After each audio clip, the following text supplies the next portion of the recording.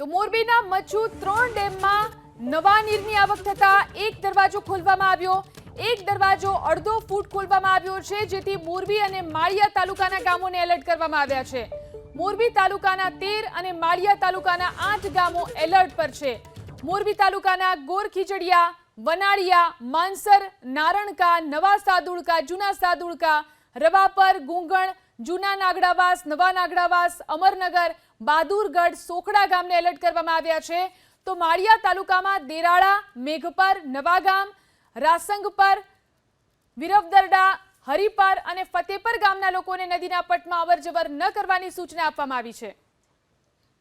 વધુ જાણકારી મેળવી અમારા સંવાદદાતા પાર્થ ફોન લાઈનથી જોડાયા છે। જી પાર્થ, જે રીતે ડેમનો દરવાજો ખોલીને પાણી છોડાઈ રહ્યા છે, કેટલા ગામોને એલર્ટ કરાયા છે, શું સ્થિતિ?